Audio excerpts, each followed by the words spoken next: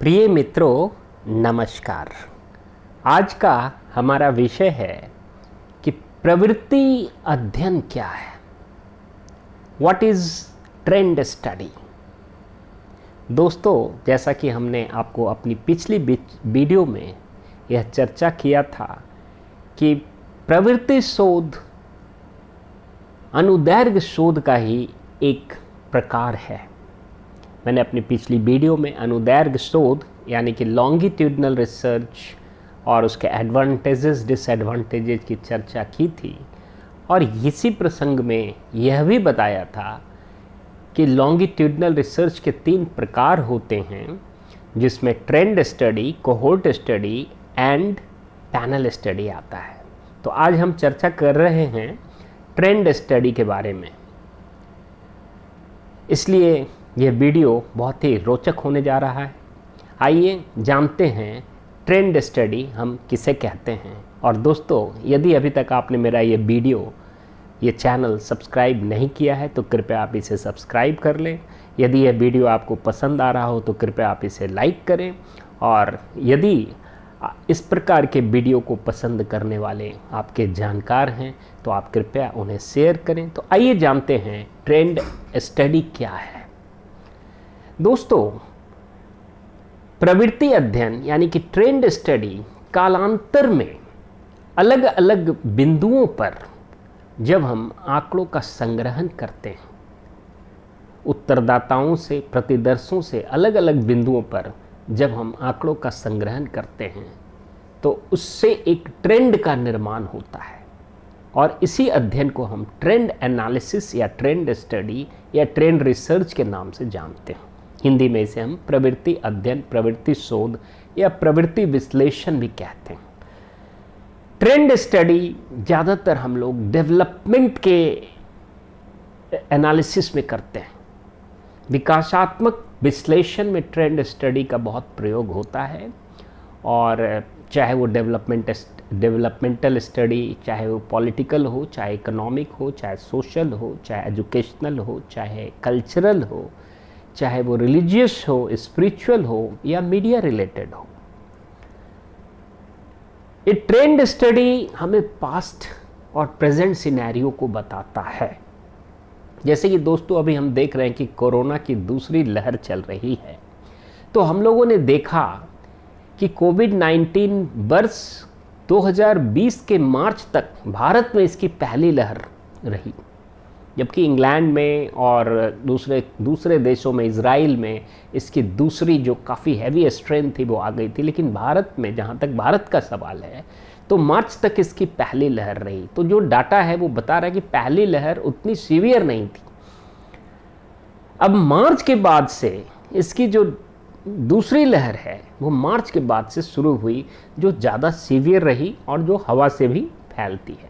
तो ये पास्ट और प्रेजेंट ट्रेंड एक भविष्य को भी बताता है कि आने वाली तीसरी लहर की भी तैयारी हमारे देश में हो रही है, जिसमें जैसे कि पहली लहर में बुजुर्गों के ऊपर एक प्रकार से कोविड-19 का आक्रमण हुआ, दूसरी लहर में बुजुर्ग और युवा दोनों पर आक्रमण हुआ, और तीसरी लहर में ऐसी संभावना व्यक्त की जा रही है कि ये बच्चों पर इसका कहर ढाने वाला है। तो इस अनुमान से, इस आकलन से, इस मूल्यांकन से सरकार, शासन व्यवस्था, प्रशासन, अनुशासन सब पहले से तैयार हो रही है ताकि भारत में हम तीसरी लहर को रोक सकें। तो दोस्तों, ये एक प्रकार का ट्रेंड स्टडी है, यानी कि ट्रेंड स्टडी में पास्ट एनालिसिस, प्रेजेंट एनालिसिस, और इसके आधार पर भविष्य का अनुमान, भविष्य का अंकन, भविष्य की मूल्यांकन भी की जाती है। और इसीलिए मूलतः हम ट्रेंड एनालिसिस का अध्ययन करते हैं।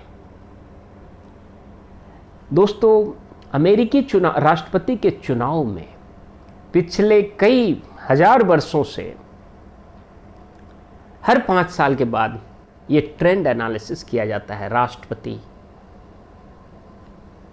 अमेरिका में राष्ट्रपति के चुनाव में ये ट्रेंड स्टडी काफ़ी पॉपुलर है। हर राष्ट्रपति के चुनाव से पहले वहाँ ट्रेंड स्टडी किया जाता है कि एक्स इज गोइंग सुपीरियर और बाई इज गोइंग सुपीरियर। और बाद में जब उसका प्रेसिडेंशियल डिबेट होता है तो उसमें बहुत तरह की वैचारिक मंथन और विचारधारा सामने आती है, लेकिन एक प्रकार का ट्रेंड अध्ययन करने की वहाँ बहुत प्रवृत्ति है।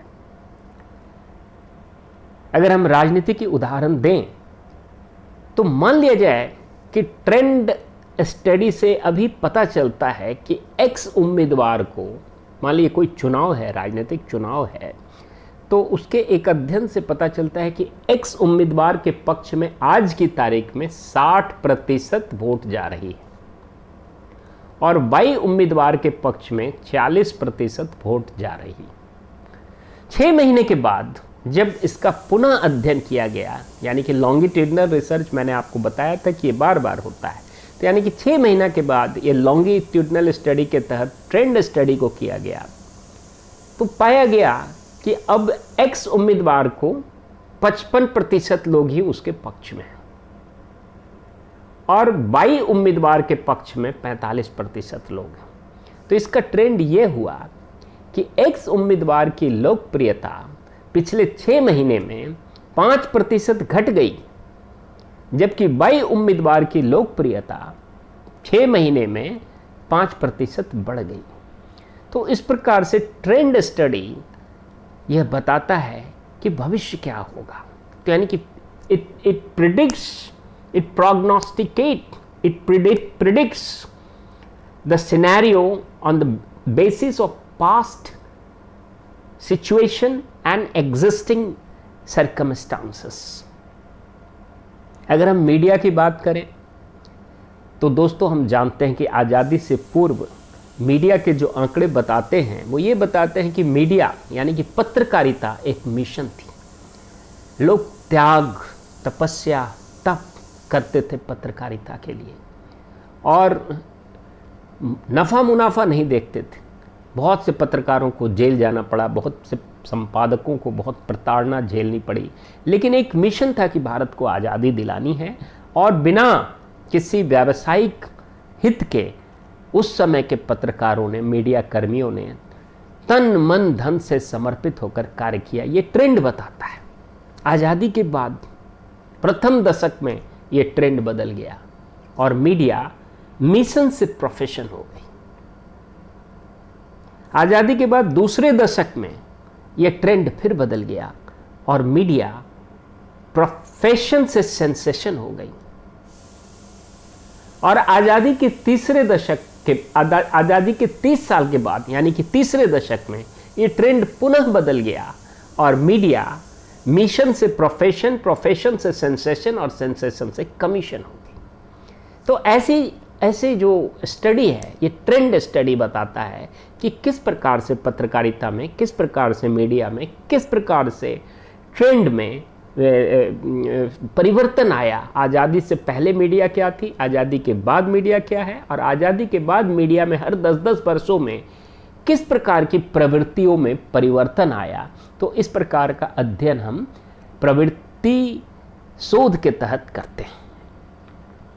अगर हम समाज का उदाहरण लें तो समाज में देखिए अभी बहुत सारी मृत्यु हुई कोरोना के समय में, उसकी सारी जो दाह संस्कार और मृत्यु की क्रियाकलाप जो होती है, कार्यक्रम होता है, वो सब देखा जा रहा है कि इसमें एक परिवर्तन आया, एक ट्रेंड चेंज आया।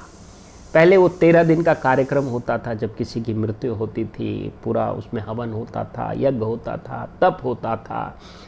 अब उसमें काफ़ी परिवर्तन आया।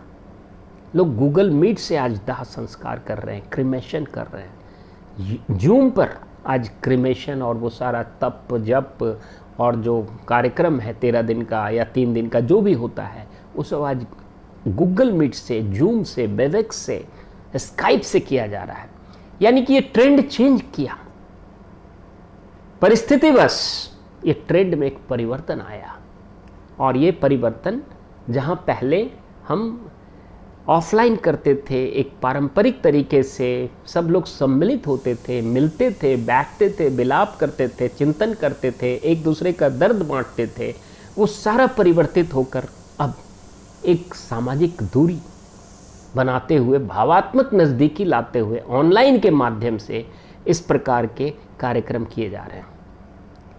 मृत्यु संस्कार के अलावा भी अगर यहाँ तक कि विवाह संस्कार भी अब online, Google Meet, Zoom, Webex, Skype के माध्यम से विवाह संस्कार होगा। ये भी एक ट्रेंड स्टडी, जहाँ तक सोशल ट्रेंड स्टडी का सवाल, ये सोशल ट्रेंड है, ये चेंज आ रहा है। दूर बैठे लोग, अभी एक गूगल मीट पर एक विवाह, एक लड़का नोएडा का सॉफ्टवेयर इंजीनियर और एक लड़की हिमाचल प्रदेश की सॉफ्टवेयर इंजीनियर, और दोनों नोएडा में थे और दोनों ने गूगल मीट पर मैरिज किया और सारे परिवार के लोग, यहाँ तक कि पूजा कराने वाले जो पंडित जी होते हैं वो भी गूगल मीट पर उसमें सम्मिलित हुए और पूरा विवाह रचाया गया। तो इस प्रकार का विवाह तो पहले नहीं होता था, इस प्रकार का दाह संस्कार तो पहले नहीं होता था। तो ये चेंज हुआ, this is the changing trend. तो ये एक ट्रेंड स्टडी हम कर सकते हैं जहाँ तक कि सोशल ट्रेंड स्टडी का सवाल है, जहाँ तक कि सोशल इश्यूज़ का सवाल है। ये मैंने 2 उदाहरण आपको दिए और बहुत सारे उदाहरण हो सकते हैं। उसी प्रकार अगर हम इकोनॉमिक एरियाज़ में ट्रेंड स्टडीज़ की बात करें तो मार्केट का जो ट्रेंड होता है वो देखा जाता है, past trend, present trend and उसके अनुसार फ्यूचर ट्रेंड का अनुमान लगाया जाता है, एस्टिमेशन किया जाता है। अगर हम शेयर मार्केट की बात करें तो अक्सर ट्रेंड एनालिसिस यूज़ किया जाता है कि पास्ट में देखा जाता है कि किस शेयर का प्राइस बढ़ रहा है, किस शेयर का प्राइस बहुत तेज़ी से बढ़ रहा है, किस शेयर का प्राइस पिछले 5 साल में लगातार बढ़ा है। उस आधार पर बहुत से लोग शेयर मार्केट में इन्वेस्ट करते हैं। तो this is a market trend. So there also there is a trend study which is done in a longitudinal process, in a frequent process. It is done frequently, continuously under a longer period of time. ये trend analysis shorter period का भी होता है, very short period का भी होता है, medium period का भी होता है, लॉन्ग पीरियड का भी होता है और सेकुलर पीरियड भी कहते हैं। Secular period means very long period. So the trend analysis of the market is done for the very short period, for the short period, for the medium period, for the long period and for the very long period. So this is another example of longitudinal research having its type called trend study.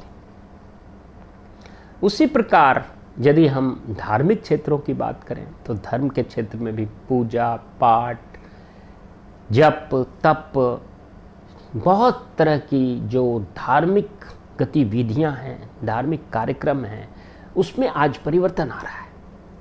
वो सब जैसे पहले हम एक जगह मंदिर में एकत्रित होते थे, एक जगह हम गुरुद्वारा में एकत्रित होते थे, एक जगह मस्जिद में एकत्रित होते थे, एक जगह चर्च में एकत्रित होते थे, वो सब अब ऑनलाइन हो रहा है। पूजा पाठ, जप, तप, हवन, कीर्तन, भजन सब ऑनलाइन हो रहा है।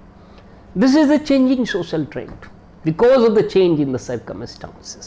What is the circumstances? The COVID-19, first wave, second wave, social distancing. It has, this disease has brought a kind of social distancing, but at the same times there is a emotional proximity trend. How to enrich the emotional proximity, maintaining the social distance, giving birth to online system, and online is growing very fast in every walk of life, whether it is media, whether it is the area of media, चाहे वो media का क्षेत्र हो, चाहे वो राजनीति का क्षेत्र हो, चाहे वो सामाजिक क्षेत्र हो, चाहे वो धार्मिक क्षेत्र हो, चाहे वो आध्यात्मिक क्षेत्र हो। अध्यात्म के क्षेत्र में आज योगाभ्यास हम ऑनलाइन करा रहे हैं, लोग ऑनलाइन योगा सीख रहे हैं। प्राणायाम, मनन, चिंतन, साधना, आसन, विभिन्न प्रकार के अभ्यास लोग कर रहे हैं, ऑनलाइन कर रहे हैं। ग्रुप में जब अभ्यास होता है तो उसका एक दूसरे को हम प्रेरित करते हैं, उसका एक अलग विशेष असर होता है। तो लोग आइसोलेशन में चले गए थे, तो अब लोगों ने थोड़े समय तक तो इंतज़ार किया, अब फिर सब लोग ऑनलाइन योग कर रहे हैं, ऑनलाइन उसको आसन कर रहे हैं, ऑनलाइन तरीके से प्राणायाम हो रहा है। तो ये सब चेंजिंग ट्रेंड है। This is the changing trend of spiritual area. I am giving you the example of spiritual changing trend in the spiritual sector. तो अध्यात्म के क्षेत्र में भी ये प्रवृत्ति बदल रही है। उसी प्रकार सांस्कृतिक क्षेत्रों में अगर आप देखें तो सारे जो कल्चरल एक्टिविटीज़ हैं स्कूल के, कॉलेज के, यूनिवर्सिटी के, ये सब आज फेसबुक पर हो रहे हैं, ट्विटर पर हो रहे हैं, ये सब आज व्हाट्सएप के माध्यम से दिखाए जा रहे हैं। ये सारे सांस्कृतिक गतिविधियां आज इंस्टाग्राम पर रखा जा रहा है, ये टिकटॉक जैसे साइट्स पर देखने को मिल रहा है। तो this are all a very fast changing trend and there can be a very good trend study as far as cultural sector is concern. उसी प्रकार शिक्षा के क्षेत्र में अब सारी शिक्षा व्यवस्था, पहले तो भाई ऑनलाइन हुआ, ऑफलाइन हुआ, लॉकडाउन हुआ, एजुकेशन जब प्रभावित होने लगा तो धीरे धीरे जूम आया, फिर गूगल मीट आया, फिर वेबएक्स आया, स्काइप आया। उस पर पहले तो लोग बहुत थोड़ा बहुत करते थे, बहुत मजबूरी में, फिर धीरे धीरे ये टेंडेंसी बन गई और सारी शिक्षा व्यवस्था आज ऑनलाइन चल रही। चाहे एग्जामिनेशन हो, चाहे टीचिंग हो, चाहे प्रैक्टिकल हो, चाहे सिलेक्शन कमेटी बैठ रही हो, चाहे मीटिंग हो, चाहे रिक्रूटमेंट हो, अपॉइंटमेंट हो, ये सारा ऑनलाइन हो रहा है। This is all the example of trend study, how the trend is changing as far as educational sector is concerned, whether it is primary education or secondary education or higher education or technical education or professional education or distance education. Distance education में तो पहले से ही online होता था, लेकिन अब वहाँ भी धड़ल्ले से सब चीज़ ऑनलाइन। अब वो डिस्टेंस वाले भी एकदम एट पार हो रहे हैं कि there is no difference, the regular education is going online and the distance education is also going online. So these are the changing trend. So here we can make highly studious trend analysis of the changing trend of education or the educational sector. तो दोस्तों, इस प्रकार से मैंने आपको बताया कि किस प्रकार से ये प्रवृत्ति अध्ययन सामाजिक क्षेत्र में, राजनीतिक क्षेत्र में, आर्थिक क्षेत्र में, धार्मिक क्षेत्र में, सांस्कृतिक क्षेत्र में, शैक्षिक क्षेत्र में, आध्यात्मिक क्षेत्र में, मीडियाई क्षेत्रों में किया जा सकता है। ये मैंने आपको संक्षेप में बताने का प्रयास किया, कुछ उदाहरण भी देने का प्रयास किया। हालांकि एक बहुत व्यापक और बृहद विषय है, लेकिन मैंने बहुत संक्षेप में इसे बताने का प्रयास किया। यदि आपके मन में कोई प्रश्न हो, कोई विचार हो, कोई विरोधाभास हो, किसी प्रकार की कोई टिप्पणी हो, तो आप बेहिचक निसंकोच हमारे कमेंट बॉक्स में अपने प्रश्न कर सकते हैं, अपने विचार रख सकते हैं, अपनी टिप्पणी कर सकते हैं। तब तक के लिए इजाज़त, धन्यवाद और नमस्कार।